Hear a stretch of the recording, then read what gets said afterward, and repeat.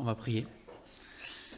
Seigneur notre Dieu et Père, encore merci pour ces moments privilégiés que nous avons, Seigneur, de pouvoir nous réunir, de pouvoir ouvrir ta parole, de pouvoir chanter, de pouvoir te louer, prier.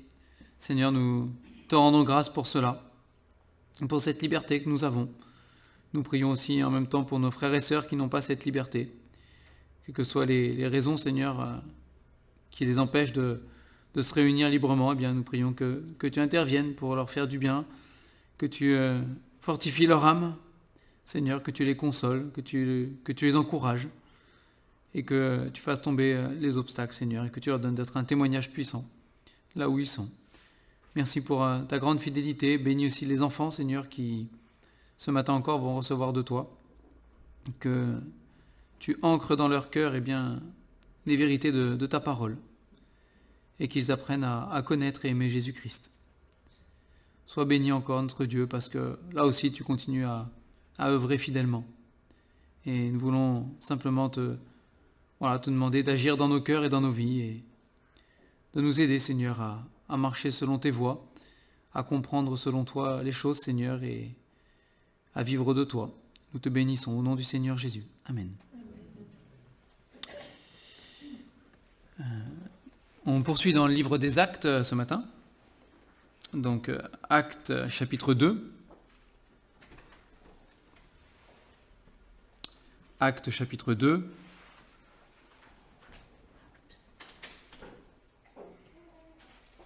Donc, je vous rappelle que le Seigneur Jésus, après être ressuscité, est apparu aux disciples et même à plusieurs, il est dit. Et puis, il leur a dit de rester à Jérusalem. En tout cas, il a dit de ne pas trop s'éloigner de Jérusalem. Précisément, au verset... Alors, j'ai perdu mon verset. Juste avant. Voilà, verset 4 du chapitre 1. Il leur a dit, comme il se trouve avec eux, il leur recommanda de ne pas s'éloigner de Jérusalem. Donc voilà, il leur a dit... Restez à Jérusalem. Vous restez là et vous attendez la promesse qui a été donnée, le Saint-Esprit. Et donc on avait vu plusieurs choses. Et puis on arrive donc au chapitre 2. On va lire pour l'instant les 21 premiers versets. Le jour de la Pentecôte, ils étaient tous ensemble dans le même lieu. Tout à coup, il vint du ciel un bruit comme celui d'un vent impétueux, et il remplit toute la maison où ils étaient assis. Des langues, semblables à des langues de feu, leur apparurent, séparées les unes des autres, et se posèrent sur chacun d'eux. Et ils furent tous remplis du Saint-Esprit, et se mirent à parler en d'autres langues, selon que l'Esprit leur donnait de s'exprimer. Or, il y avait en ces jours à Jérusalem des Juifs, hommes pieux, de toutes les nations qui sont sous le ciel. Au bruit qui eut lieu, la multitude accourut, et elle fut confondue parce que chacun les entendait parler dans sa propre langue. Ils étaient tous dans l'étonnement et la surprise, et ils se disaient les uns aux autres, « Voici, ces gens qui parlent, ne sont-ils pas tous galiléens ? Et comment les entendons-nous dans nos propres langues, à chacun dans notre langue maternelle ? Parthes, Mèdes et Lamites, ceux qui habitent la Mésopotamie, la Judée, la Cappadoce, le Pont, l'Asie, la Phrygie, la Pamphylie, l'Égypte, le territoire de la Libye, voisine de Cyrène, et ceux qui sont venus de Rome, juifs et prosélytes, crétois et arabes, comment les entendons-nous parler dans nos langues des merveilles de Dieu ? Ils étaient tous dans l'étonnement et ne sachant que penser, ils se disaient les uns aux autres, « Que veut dire ceci ?» Mais d'autres se moquaient et disaient, « Ils sont pleins de vin doux. » Alors Pierre, se présentant avec les 11, éleva la voix et leur parla en ces termes. « Hommes juifs, et vous tous qui séjournez à Jérusalem, sachez ceci et prêtez l'oreille à mes paroles. Ces gens ne sont pas ivres, comme vous le supposez, car c'est la 3e heure du jour. Mais c'est ici ce qui a été dit par le prophète Joël. Dans les derniers jours, dit Dieu, je répandrai mon esprit sur toute chair. Vos fils et vos filles prophétiseront, vos jeunes gens auront des visions, et vos vieillards auront des songes. Oui, sur mes serviteurs et sur mes servantes, en ce jour-là, je répandrai de mon esprit et ils prophétiseront. Je ferai paraître des prodiges en haut dans le ciel et des miracles en bas sur la terre, du sang, du feu et une vapeur de fumée. Le soleil se changera en ténèbres et la lune en sang avant l'arrivée du jour du Seigneur, de ce jour grand et glorieux. Alors quiconque invoquera le nom du Seigneur sera sauvé. On va s'arrêter là, bon, il continue sa prédication. Si on a le temps tout à l'heure, on poursuivra. Mais voilà, on va couper. Donc ici, les disciples, du coup, étaient dans l'attente de quelque chose. D'accord ? Bon, ils avaient plus ou moins compris quand même que l'Esprit devait leur être donné, mais je ne pense pas qu'ils avaient saisi tout ce que ça impliquait et tout ça, bien évidemment. Hein. Mais ils attendaient, ils étaient dans l'obéissance. On avait vu la dernière fois aussi, hein, enfin pas la dernière fois, mais la fois d'avant encore. Hein, on avait vu que dans l'attente, puisqu'ils étaient réunis, ils priaient. C'était la meilleure chose à faire. Hein. Ils priaient, ils passaient du temps dans la prière. On a vu aussi que Dieu les a dirigés pour qu'ils choisissent, eh bien, finalement, celui qui devait remplacer Judas, hein, le 12e. Et le jour de la Pentecôte, il est dit, ils étaient tous ensemble dans le même lieu. Alors, Jésus leur avait dit, vous éloignez pas de Jérusalem. Ok ? Mais Jérusalem, c'est grand. C'est pas une petite ville, hein, c'était pas une petite ville, c'était grand. Ils auraient pu être n'importe où dans Jérusalem, chacun dans son coin, etc. Mais non, on le voit depuis que Jésus est parti, là, on le voit plusieurs fois. Hein. À chaque fois, ils sont tous réunis dans le même lieu. Hein. Ils ne se quittaient pas, ils étaient ensemble. Et on voit vraiment, c'est touchant de le voir, on le voit dans le livre des Actes là, hein, on le voit un peu plus tard aussi, mais voilà, on voit cette unité qu'il y avait entre ces premiers chrétiens, hein, entre ces premiers croyants, les premiers à avoir reconnu Jésus comme leur sauveur et comme leur Messie. On voit vraiment cette unité entre eux, ils étaient soudés les uns avec les autres, ils passaient du temps ensemble, c'était quelque chose qui était important pour eux, on le voit, hein, ils étaient ensemble. Et puis on l'a lu, donc voilà, vous connaissez ce passage probablement. C'est voilà, un passage extraordinaire où Dieu accomplit la promesse qu'il avait faite aux apôtres, hein, aux disciples même qui étaient là. Il leur avait dit, je vous donnerai l'Esprit.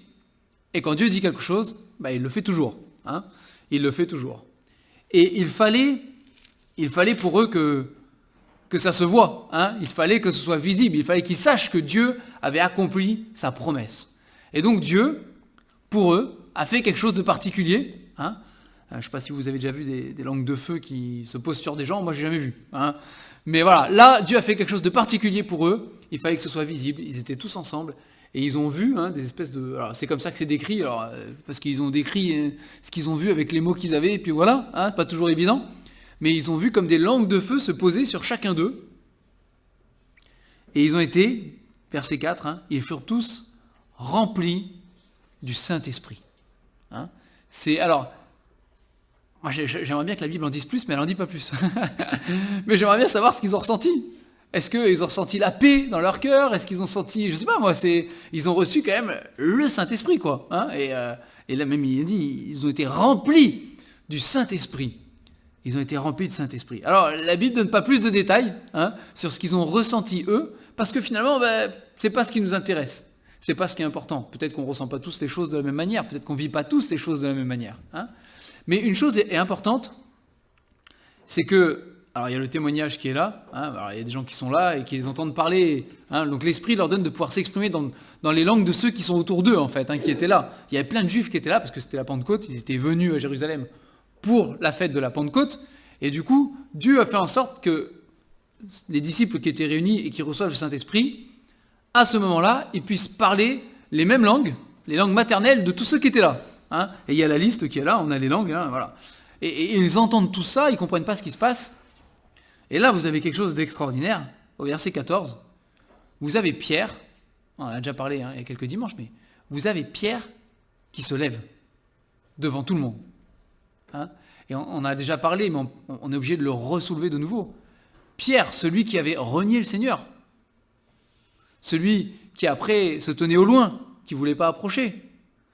Celui qui était, voilà, quand il a vu le Seigneur Jésus lui a parlé. Il lui a dit, Pierre, m'aimes-tu ? Et on voit dans le passage, 3 fois, il lui dit, alors différemment en grec, certes, mais il lui dit 3 fois, on voit que Pierre, il est mal, quoi. Il n'est pas bien. Hein, il n'est pas bien. Et là, Pierre, il se lève devant toute la foule et il prêche. Il n'y a pas de timidité, il n'y a pas de honte, il n'y a pas de culpabilité. Il n'y a plus rien en fait. C'est tout a volé en éclats. Il reste juste Pierre, rempli du Saint-Esprit, qui est debout devant une foule, dont certains se moquent déjà, pour annoncer et publier la bonne nouvelle de Jésus-Christ, pour annoncer la vérité. Et on voit Paul rempli par le Saint-Esprit, Pierre, rempli par le Saint-Esprit, qui va s'exprimer en disant « C'était écrit dans le prophète Joël ». On l'a vu ça aussi. Mais voilà, il cite la parole d'un prophète en l'appliquant aujourd'hui à la situation, à ce qui se passe. C'est la parole qui est vivante. Il dit, c'est le prophète Joël qui l'avait dit. Il avait prophétisé que ça se passerait, que dans les derniers temps, dans les derniers jours, Dieu interviendrait de manière spectaculaire dans le peuple, et que ça se manifesterait parce que le Saint-Esprit serait donné. Il dit, vos fils et vos filles recevront l'Esprit. Vous recevrez le Saint-Esprit. Ils prophétiseront, ils auront des visions. Ils prophétiseront. Il dit, ce sera spectaculaire. Et Pierre leur dit, à eux, à l'époque, c'est fort, il leur dit, mais en fait, c'est maintenant. On est en train de le vivre. Nous, c'est pour nous. C'est le privilège qu'ils ont eu. C'est pour nous. On le vit. On le vit. On le vit. Alors dans le passage de Joël que Pierre va citer ici, si vous remarquez, tout s'est pas accompli au moment où Pierre a parlé. Il est question de sang, de feu, de vapeur de fumée, verset 19, verset 20, le soleil qui change en ténèbres, la lune en sang, avant l'arrivée du jour du Seigneur. Donc il y a une étape, il y a un délai entre le moment où Dieu répand l'Esprit, comme il l'a fait à la Pentecôte, et entre le moment où c'est le jour du Seigneur. Le Seigneur va revenir, on le sait, et toutes les épîtres l'attestent, bien comme il faut, le Seigneur va revenir un jour, il reviendra. Et on est entre les deux, nous, aujourd'hui. Il y a 2000 ans en arrière, là, à peu près, un peu moins, le Saint-Esprit a été répandu sur les disciples qui étaient là, de manière spectaculaire. Et il y a un jour futur, on n'y est pas encore, et il y a un jour futur où la suite de la prophétie s'accomplira. Dieu a fait la première partie, il fera la deuxième partie, il n'y a pas de problème. Il n'y a pas de doute là-dessus. La deuxième partie s'accomplira. Il y a un jour où la lune, le soleil sera changé en ténèbres, où la lune sera changée en sang. C'est ce qu'il promet, et ça arrivera. Ce jour qui est qualifié du jour du Seigneur. Et entre les deux, vous avez ce verset 21. Quiconque invoquera le nom du Seigneur sera sauvé. C'est un verset qui est repris aussi par Paul dans ses épîtres plus loin. C'est quiconque invoquera le nom du Seigneur sera sauvé. Et c'est le point le plus important de la prophétie, quelque part, le point capital de la prophétie. C'est celui-ci. C'est que nous sommes dans un temps, aujourd'hui encore, où quiconque invoque le nom du Seigneur est sauvé. Avec certitude. Il est sauvé. Il sait qu'il appartient au Seigneur Jésus. Il sait qu'il passera l'éternité dans la demeure céleste, que Jésus est parti nous préparer et reviendra nous chercher. Mais c'est une certitude absolue. Et c'est ce message, quiconque invoquera le nom du Seigneur, c'est ça la bonne nouvelle que Pierre prêche ici à ceux qui sont là. Oui, il leur parle de la prophétie, etc. Mais le cœur du message, il est là. Et on va lire ensemble la suite, jusqu'au verset 36. Pierre continue son discours et il développe ce côté quiconque invoquera le nom du Seigneur sera sauvé, parce que il ne veut pas que ceux qui entendent se trompent. Quiconque invoquera le nom du Seigneur, c'est le nom de Jésus dont il est question. Il parle de Jésus-Christ là. Il parle du Messie. Et donc verset 22, il continue, il leur dit « Hommes israélites, écoutez ces paroles. Jésus de Nazareth, cet homme à qui Dieu a rendu témoignage devant vous, par les miracles, les prodiges et les signes qu'il a opérés par lui au milieu de vous, comme vous le savez vous-même. Cet homme, livré selon le dessein de Dieu, selon le dessein arrêté et selon la prescience de Dieu, vous l'avez crucifié, vous l'avez fait mourir par la main des impies. Dieu l'a ressuscité. Ça, c'est la bonne nouvelle. Dieu l'a ressuscité en le délivrant des liens de la mort, parce qu'il n'était pas possible qu'il soit retenu par elle. Car David dit de lui, donc là il cite David, je voyais constamment le Seigneur devant moi, parce qu'il est à ma droite, afin que je ne sois point ébranlé. Aussi mon cœur est dans la joie, et ma langue dans l'allégresse, et même ma chair reposera avec espérance, car tu n'abandonneras pas mon âme dans le séjour des morts, et tu ne permettras pas que ton sein voie la corruption. Tu m'as fait connaître les sentiers de la vie, tu me rempliras de joie par ta présence. Fin de la citation. Il reprend sa prédication et il leur dit « Hommes frères, qu'il me soit permis de vous dire librement au sujet du patriarche David qu'il est mort, qu'il a été enseveli et que son sépulcre existe encore aujourd'hui parmi nous. » Donc David, quand il a prophétisé, il a dit qu'il ne resterait pas mort. Pierre, il leur dit c'est raté.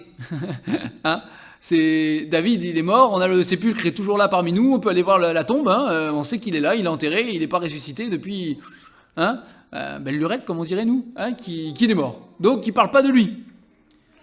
Verset 30, comme il était prophète et qu'il savait que Dieu lui avait promis avec serment de faire asseoir un de ses descendants sur son trône, verset 31, c'est la résurrection du Christ qu'il a prévue et annoncée en disant qu'il ne serait pas abandonné dans le séjour des morts et que sa chair ne verrait pas la corruption. Le Seigneur Jésus n'est resté que 3 jours et 3 nuits. Sa chair n'a pas eu le temps de se décomposer, de se corrompre. Il n'a pas vu la corruption. Il est ressuscité avant. La prophétie a été appliquée par le Seigneur Jésus. Verset 32, c'est ce Jésus que Dieu a ressuscité. Nous en sommes tous témoins.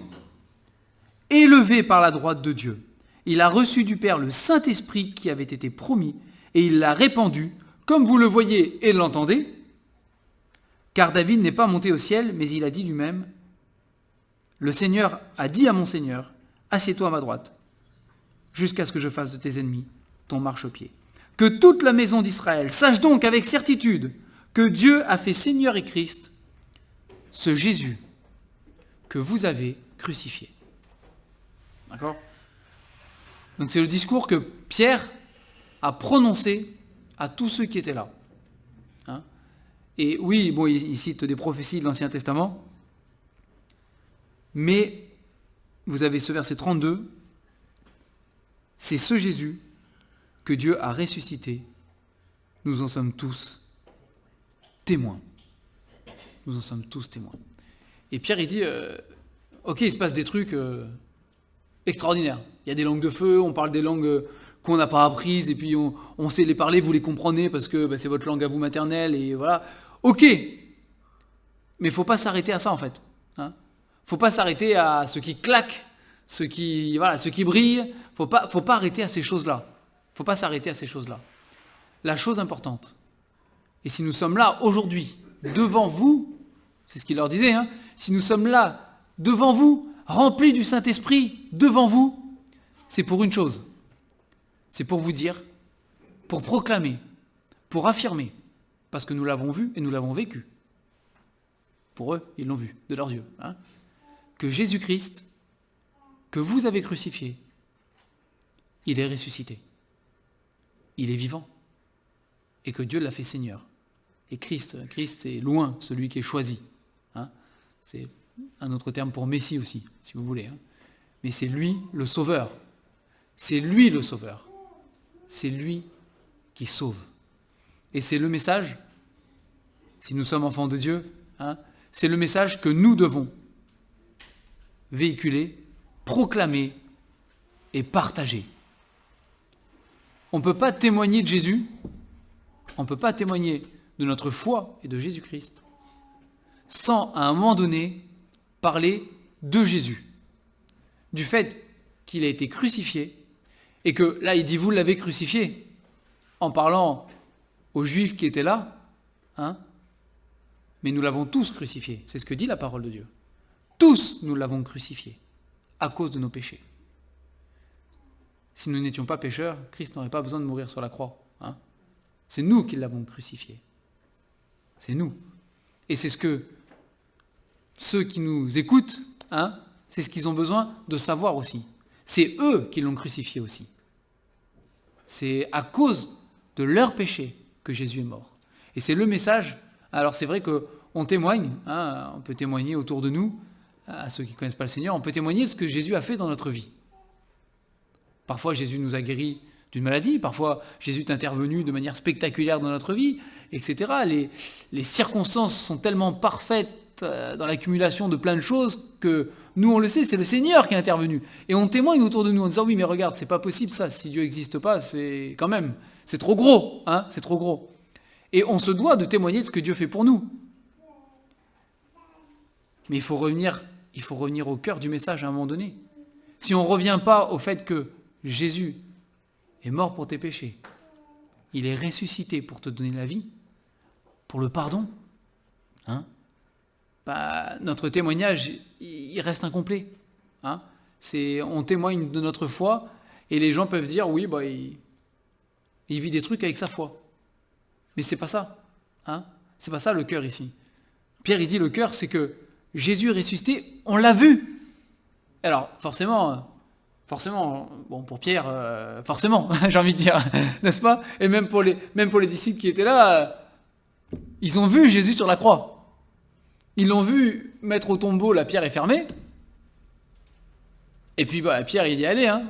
Quand on a dit que, quand les femmes sont revenues en disant, il n'y a plus le corps du Seigneur. Ah ben, il a foncé, il a vu que c'était vide, hein. Et puis après, il a vu Jésus. Donc, ça l'a tellement frappé, et les premiers disciples, c'était le cas. Même Paul, on parle de Paul, mais il a vu sur le chemin de Damas, il a vu ce Jésus qu'il persécutait. Hein. Ça a tellement frappé que, pour eux, ils ne pouvaient plus se taire. C'était obligé de dire, mais on l'a vu, on l'a vu. Mais vous et moi, hein, si on a fait ce pas un jour de demander pardon au Seigneur Jésus pour nos péchés, hein, on a demandé pardon pour nos péchés. La Bible nous dit que du coup, nous aussi, on a reçu le Saint-Esprit. On a été pardonnés de nos péchés et Dieu nous a donné le Saint-Esprit. Nous sommes devenus enfants de Dieu, dit la parole. Hein. Nous avons été adoptés dans sa famille. Alors peut-être qu'on n'a pas vu Jésus de la même manière que Pierre et que les disciples de l'époque. Hein. Néanmoins, nous savons, c'est ce que Paul dit, hein, je sais en qui j'ai cru, il dit, hein, j'aime bien ce verset. Du coup, nous savons en qui nous croyons. Nous connaissons, pour la plupart d'entre nous, même très bien le message de l'Évangile. Hein. On pourrait le réciter, on connaît tous plus ou moins Jean 3,16 par cœur, par exemple. Hein. Les enfants le connaissent déjà. On le connaît, ce cœur, hein, c'est le cœur du message. Alors c'est intéressant, bon là il n'y a que ça, mais ce serait intéressant, et je vous encourage à regarder dans le livre des Actes, bon, on avancera petit à petit, à un moment donné on y tombera aussi, mais je vous encourage à regarder dans le livre des Actes les prédications, les discours, hein, que ce soit de Pierre, que ce soit de Paul, que ce soit d'autres, hein, d'Étienne ou autres. Regardez, lisez attentivement, et vous verrez. C'est vrai qu'il cite beaucoup l'Ancien Testament, des prophéties, etc. Bon, il s'adresse aussi au public qu'il faut, hein, mais regardez, le cœur du message, il est toujours le même. Il ne change jamais. Même si vous pouvez lire les épîtres, il réapparaît encore. Jamais ça change. Jamais ça bouge. Parce que c'est le cœur de tout. C'est Jésus-Christ. Hein, et Paul il pouvait dire, j'ai rien voulu savoir d'autre parmi vous que Jésus-Christ et Jésus-Christ crucifié. C'est vous l'avez crucifié. Dieu l'a ressuscité. Il est vivant, on en est témoin. On en est témoin. Et le verset 21, du coup, quiconque maintenant invoque le nom du Seigneur, parce que Jésus a tout payé pour lui, hein, mais quiconque invoque le nom du Seigneur est sauvé. C'est le cœur. Et qu'on ne l'oublie pas dans nos témoignages. Hein, quand on témoigne autour de nous, quand on nous pose des questions, parfois, voilà, on pourrait avoir tendance parfois à être un peu évasif, à se contenter de grossir le truc et d'aller, voilà, dans les choses qu'on sait que ça fâche pas, vous savez. C'est Si vous avez fait de l'évangélisation dans la rue, si vous avez déjà parlé aux gens dans la rue de la Bible, de Dieu, tout ça, vous vous êtes rendu compte peut-être comme moi que on peut parler de la Bible avec les gens. On peut parler de Dieu, de religion, de foi, de spiritualité avec les gens. Il y a plein de gens qui sont ouverts à discuter de ça, plein. Par contre, quand vous commencez à parler de Jésus-Christ, c'est pas la même chose. Vraiment, c'est pas la même chose. Tout de suite, c'est différent. Il y a beaucoup moins de gens qui sont aptes, qui sont ouverts à la discussion dès qu'on revient au message principal, dès qu'on revient vraiment à Jésus. Bon, Jésus-Christ, c'est normal. J'ai envie de dire, est-ce que le nom du Créateur pourrait être sans effet sur la créature? Au bout d'un moment, il se passe des choses. À l'intérieur, il se passe des choses parce que c'est Jésus-Christ. C'est le Sauveur, c'est le Créateur, c'est lui qui tient toutes choses entre ses mains. C'est normal qu'il se passe des réactions. Mais c'est le cœur du message. C'est le cœur du message.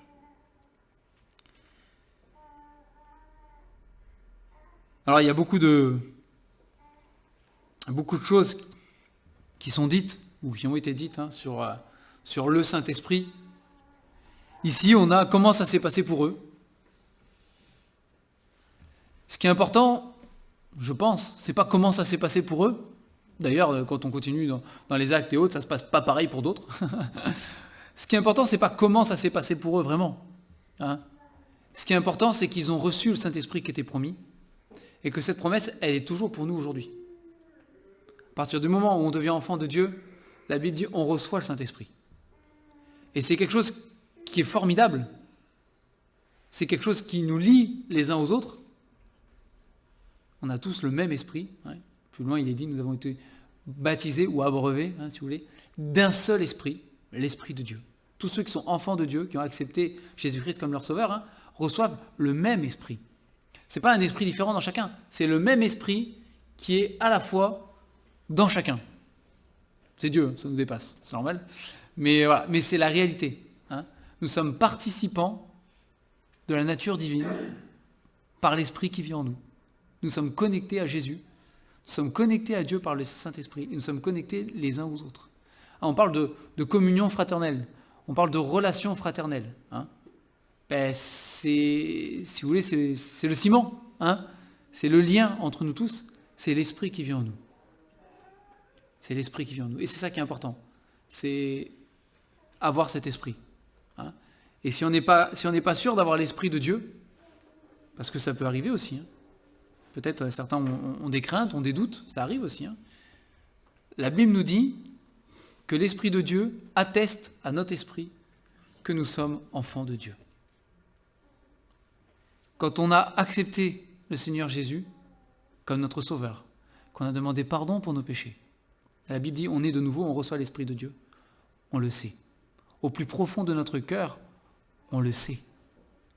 On le sait parce que Dieu le dit, c'est l'Esprit lui-même qui est en dedans de nous, qui vient attester que oui, tu es bien enfant de Dieu, tu as bien l'Esprit en toi. Et si on n'a jamais ressenti cette sensation de savoir qu'on est enfant de Dieu, parce qu'on a le Saint-Esprit, c'est peut-être que jamais on a accepté ce message pour soi-même. Peut-être on l'a compris dans notre tête intellectuellement. Peut-être que depuis tout petit on nous le dit, donc on le sait, mais on ne l'a pas accepté pour nous-mêmes. C'est pas la même chose, c'est différent. C'est différent. Et dans ce cas-là, le message reste le même, les versets restent les mêmes. Quiconque invoquera le nom du Seigneur sera sauvé. Si aujourd'hui, vous ne pensez pas avoir l'Esprit de Dieu en vous, vous ne pensez pas être un enfant de Dieu, si aujourd'hui vous avez cette conviction de ne pas l'être, invoquez le nom de Jésus-Christ. Demandez à Jésus de vous sauver. Demandez pardon pour vos péchés. Comprenez et croyez de tout votre cœur qu'il est mort sur cette croix à votre place pour vous sauver, parce qu'il vous aime. Parce qu'il vous aime. Demandez-lui pardon et demandez-lui de recevoir l'Esprit. Il le fera. Il pardonnera vos péchés. Il vous donnera l'Esprit de Dieu. Il vous mettra la paix dans votre cœur. Et cette conviction au plus profond de vous. Tu es sauvé. Tu es sauvé. Tu es mon enfant maintenant. Hein? Tu es mon enfant maintenant et plus jamais tu n'es seul. Plus jamais. Vous savez, les disciples, hein, ils ont vu Jésus, on l'a vu, hein, ils ont vu Jésus partir. Et aucun doute que dans leur tête, ils se sont dit on va se retrouver encore tout seul. Encore parce qu'il a été arrêté, crucifié, il est mort pendant 3 jours, hein, enterré pendant 3 jours et ils se sont vus perdus là, hein, tout seuls. C'est Jésus ressuscite, ouais super, et puis il repart. Ah non, hein, mais à partir du moment où ils reçoivent l'Esprit de Dieu ici, hein, ils le savent au fond d'eux-mêmes, dans leur cœur. Ils ne sont plus jamais tout seuls. Plus jamais. Jamais. Hein, et ils comprennent la pleine mesure à ce moment-là de la promesse de Jésus qui disait tous les jours, hein, je serai avec vous tous les jours, jusqu'à la fin du monde. Parce que maintenant l'Esprit habite dans leur cœur. Et ils savent. Ils le savent. Ils le savent. Alors je vous laisse avec cette question ce matin, je n'irai pas plus loin, mais est-ce que vous savez? Est-ce que vous savez que vous n'êtes pas tout seul? Jamais. Est-ce que vous le savez, au fond de vous-même, dans votre cœur, hein? Est-ce que vous savez? Moi je sais, je ne serai jamais tout seul, parce que l'Esprit de Dieu vit dans mon cœur, hein? Parce que Jésus m'a sauvé, parce qu'il est avec moi. On va prier pour terminer.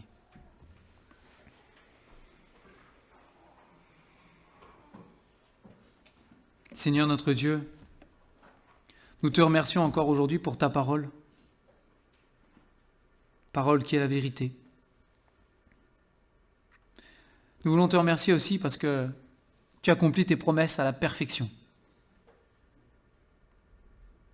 Merci pour ce qu'ont vécu les disciples à cette époque-là.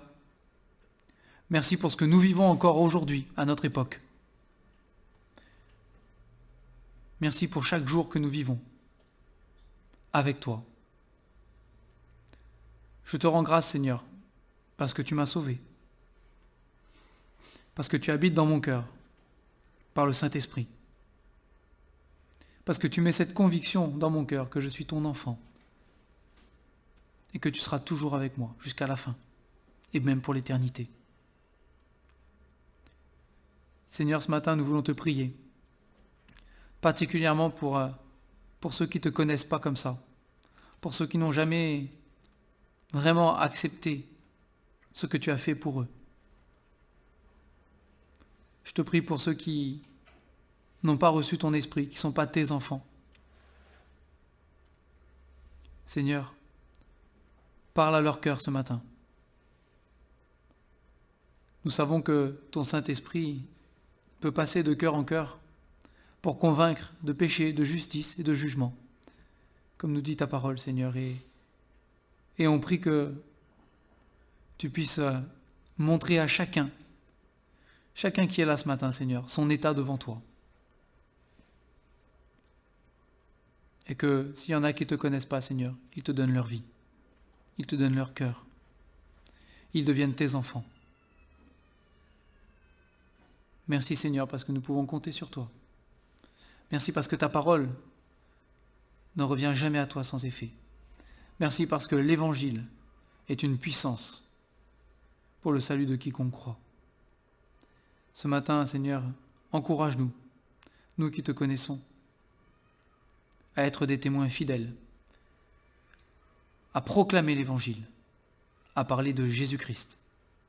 Jésus-Christ crucifié, Jésus-Christ ressuscité, Jésus-Christ glorieux, le Seigneur, le Sauveur.